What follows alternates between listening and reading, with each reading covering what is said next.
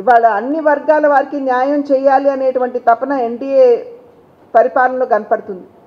దృఢమైనటువంటి నిర్ణయాలు తీసుకునేటువంటి సామర్థ్యం ఇవాళ ఎన్డీఏ పరిపాలనలో మనం చూస్తున్నాం. ఎటువంటి చొరబాటుదనం కావచ్చు, లేకపోతే మన దేశం మీద దాడి కావచ్చు, తిప్పికొట్టేటువంటి సామర్థ్యం ఈ మధ్యనే మనం చూసాం. ఏప్రిల్ 22 జరిగినటువంటి కవ్వింపు చర్య, దానికి ధీటుగా వారి ఉగ్ర స్థావరాల్ని పాకిస్తాన్లో ఉన్నటువంటి ఉగ్ర స్థావరాల్ని ధ్వంసం చేయడం జరిగింది. ఆ తర్వాత కూడా వెనకాడకుండా పాకిస్తాన్ ఎప్పుడైతే మన పౌరుల మీద దాడి చేయడం ప్రారంభించారో చాలా ఖచ్చితత్వంతో మనం వారికి ఉన్నటువంటి బేస్ క్యాంప్స్, మిలిటరీ బేస్ క్యాంప్స్ని మనం టార్గెట్ చేసి వాటిని ధ్వంసం చేయడం జరిగింది. అమెరికా లాంటి అభివృద్ధి చెందినటువంటి దేశాలు మీతో మేము వర్తకం చేయాలి అని అంటే మీరు సీజ్ ఫైర్ చేయాలి అని అన్నా మోడీ గారు ఇచ్చినటువంటి ధీటైనటువంటి సమాధానం మనం అందరం కూడా విన్నాం. మీరు ఉగ్రవాదాన్ని, ట్రేడ్ని, లేదా చర్చలు, ట్రేడ్ని, వ్యాపారాన్ని ఒకే గాడిలో కట్టి మీరు చూడటానికి వీలు లేదు, ఎటువంటి బెదిరింపులకి కూడా మేము అదరం బెదరం అని చెప్పి మోడీ గారు చెప్పడం జరిగింది. ఇవాళ చూసినట్లయితే సింధు జలాలు ఏవైతే మేము పాకిస్తాన్కి, మా దేశం మీద దాడి చేసి అమాయకులైనటువంటి పౌరుల్ని చంపుతున్నటువంటి సందర్భంలో సింధు జలాల్ని ఏదైతే మన అధీనంలో ఉన్నటువంటి ఆ 3 ట్రిబ్యూటరీస్ని కూడా మనం ఆపేశాము. ఇవాళ పాకిస్తాను లేఖ రాసింది, వరల్డ్ బ్యాంక్కి రాసింది, యుఎన్కి రాసింది, మన భారత ప్రభుత్వానికి రాసింది. మాకు అక్కడ నీళ్లు లేకపోతే మేము వ్యవసాయం చేయలేకపోతున్నాము, మేము కటకట్లాడుతున్నాము, మాకు నీళ్లు విడుదల చేయండి అని చెప్పారు. కానీ మోడీ గారు చెప్పిన మాట మాత్రం ఒకటే, మీరు పాక్ ఆక్యుపైడ్ కశ్మీర్ మీద మాట్లాడతాను అంటే మీరు ముందుకు రండి, అదేవిధంగా ఉగ్రవాదాన్ని మేము పరిసమాప్తం చేస్తాము అని అంటే మేము చర్చలకి సన్నద్ధం, కానీ మీరు ఇటువంటి అర్జీలతో వచ్చినట్లయితే మేము సన్నద్ధంగా లేవని చెప్పి గట్టిగా మోడీ గారు చెప్పడం జరిగింది. ఇవన్నీ కూడా చూసినట్లయితే ఏవైతే విలువలు ఆనాడు అహల్యబాయ్ హోల్కర్ గారు ఒక నిదర్శనంగా నిలబడ్డారో ఇవాళ వాటిని కొనసాగిస్తూ నరేంద్ర మోడీ గారు, భారతీయ జనతా పార్టీ ప్రభుత్వం ఆ విలువలకి నిలబడుతుంది, కట్టుబడి ఉన్నది అని చెప్పి మీ మాధ్యమంగా అందరికీ తెలియజేస్తూ ఇవాళ అహల్యబాయ్ హోల్కర్ గారి ఈ జీవన ప్రస్థానాన్ని దేశవ్యాప్తంగా అందరికీ తెలియజేయాలి అనేటువంటి భావనతోటి ఇవాళ ఒక కార్యశాల నిర్వహించుకోవడం జరిగింది. కనుక మీరందరూ కూడా ఈ విషయాలన్నింటినీ ప్రజలకి చేరువ చేస్తారని చెప్పి విశ్వసిస్తున్నాం. అదేవిధంగా భారత సైనికులకి మా యొక్క సంఘీభావం తెలియజేస్తూ దేశవ్యాప్తంగా భారతీయ జనతా పార్టీ తిరంగా యాత్ర నిర్వహించడం జరుగుతుంది.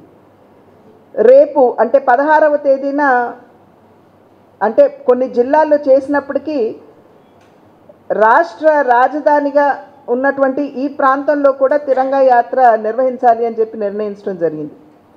3 పార్టీలు అంటే ఎన్డీఏ కూటమిలో ఉన్నటువంటి భారతీయ జనతా పార్టీ, తెలుగుదేశం మరియు జనసేన, ఈ 3 పార్టీలు కలిసి రేపు తిరంగా యాత్ర ప్రారంభం అవుతుంది. ఈ రాష్ట్ర వ్యాప్తంగా కూడా 3 పార్టీలు కలిసి ఎన్డీఏ కూటమిగా చేస్తాము. రేపు సాయంత్రం 6 గంటలకి ఇందిరాగాంధీ స్టేడియం నుండి బెంజ్ సర్కిల్ వరకు పాదయాత్ర జరుగుతుంది. దానిలో భాగంగా 3 పార్టీలకి చెందినటువంటి అగ్రనాయకత్వం అంతా కూడా పాల్గొంటుంది. ముఖ్యమంత్రి గారు చంద్రబాబు నాయుడు గారు పాల్గొంటారు. మీరందరూ చూసే ఉంటారు, పాలిట్ బ్యూరోలో కూడా వారు ఇచ్చినటువంటి పిలుపు, అందరూ కూడా ఈ యొక్క తిరంగా యాత్రలో పాల్గొనమని చెప్పి వారు కూడా ఇచ్చినటువంటి పిలుపు. కనుక రేపు సాయంత్రం 6 గంటలకి ప్రారంభమయ్యేటువంటి ఈ తిరంగా ర్యాలీ ఏదైతే విజయవాడలో ప్రారంభం చేస్తామో ఇందిరాగాంధీ స్టేడియం నుండి, దానిలో చంద్రబాబు గారు పాల్గొంటారు. పవన్ కళ్యాణ్ గారు వారి యొక్క వెసులుబాటును బట్టి రావచ్చు, వారు చెప్తామన్నారు. మనోహర్ వారు వస్తున్నారు, అదేవిధంగా మనోహర్ గారు కూడా పాల్గొంటారు. మా పార్టీకి సంబంధించినటువంటి అగ్రనాయకత్వం అంతా కూడా పాల్గొంటుంది. ఇక్కడ జిల్లా ఇన్ఛార్జ్ మంత్రిగా సత్యకుమార్ గారు ఉన్నారు, వారు కూడా ఉంటారు. కనుక రేపటి నుండి ఒక వారం రోజుల పాటు ఈ తిరంగా యాత్ర ప్రతి స్థాయిలో కూడా రాజధాని, జిల్లా స్థాయి, మండల స్థాయి, రాష్ట్ర వ్యాప్తంగా సంఘీభావం తెలుపుతూ, ఇవాళ దురదృష్టం ఏమిటంటే కొంతమంది నాయకులు వ్యోమికా సింగ్ ఎవరైతే ఉన్నారో, అదేవిధంగా సోఫియా ఖురేషి ఎవరైతే ఉన్నారో వారి కులం మీద ప్రశ్నలు లేవనెత్తుతున్నారు. ఇది చాలా బాధాకరమైనటువంటి విషయం.